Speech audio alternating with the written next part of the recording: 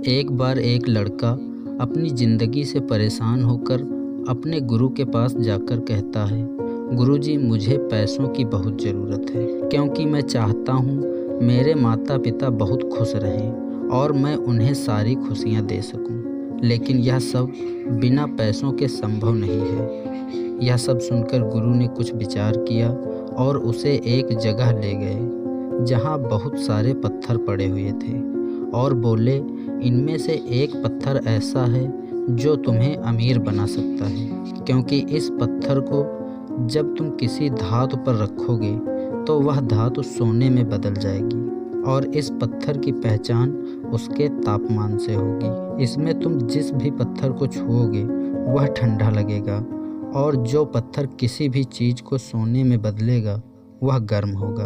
अगर तुम्हें वह पत्थर एक बार मिल जाए तो तुम अपनी ज़िंदगी में जितना चाहो उतना पैसा कमा सकते हो। यह सब सुनकर लड़का बहुत खुश हुआ और वह तुरंत ही उस पत्थर को ढूंढने लगा।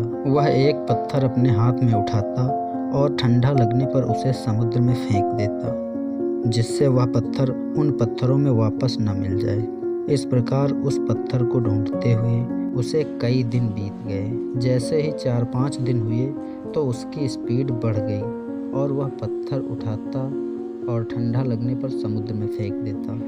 अब वह इन पत्थरों को उतने ध्यान से नहीं परख रहा था जैसे वह शुरुआत के 2 दिनों में देख रहा था, और उसकी रफ्तार बढ़ ही रही थी, न कि उसकी ध्यान देने की शक्ति। और उसे जो ठंडे पत्थर मिलते वह उन पत्थरों को जल्दबाजी में समुद्र में फेंक देता। कई महीनों की कड़ी मेहनत करने के बाद जब उसे वह पत्थर मिला और उसे महसूस हुआ कि यह पत्थर गर्म है, लेकिन उसकी रफ्तार के चलते उसने वह पत्थर भी समुद्र में फेंक दिया। और उस पत्थर को समुद्र में फेंकने के बाद उसे बहुत अफसोस हुआ, क्योंकि उस पत्थर को वह अब कभी भी नहीं ढूंढ सकता था।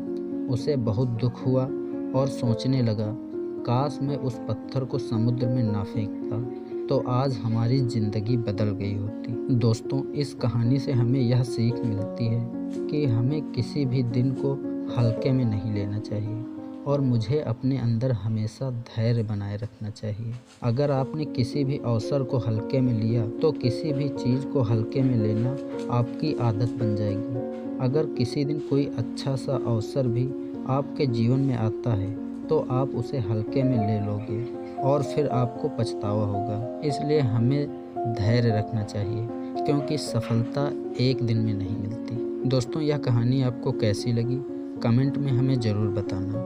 अगर कहानी अच्छी लगी हो तो वीडियो को लाइक ज़रूर कर लें।